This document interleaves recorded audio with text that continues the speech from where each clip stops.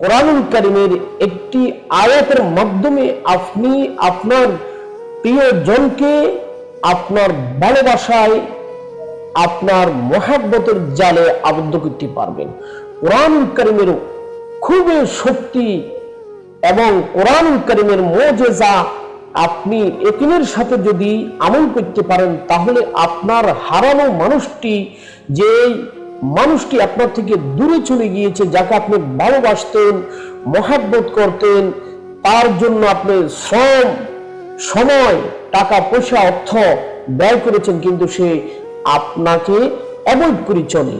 আপনি যদি কোরআনুল কারীমের আয়াতের এই অংশটুকু তার ছবির মধ্যে ফু দিতে পারেন পড়ে, তাহলে সে আপনার আনুগত্য স্বীকার করবে ইনশাআল্লাহ। কে কোন জায়গা থেকে দেখছেন কমেন্টে জানিয়ে দিবেন।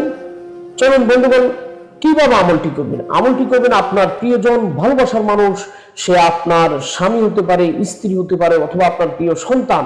তার ছবি নিয়ে আপনি ওযু করে তার ছবি নিয়ে 3 বার দুরূদ শরীফ, 3 বার ইস্তিগফার এবং কোরআনুল কারীমের এই আয়াতের অংশটুকু 3 বার পাঠ করে 3টা ফু দিবেন। ইউহিব্বুহুম ওয়া ইউহিব্বুনাহু আযিল্লাতিন আলাল মুমিনিনা আইজ্জাতিন আলাল কাফিরিন।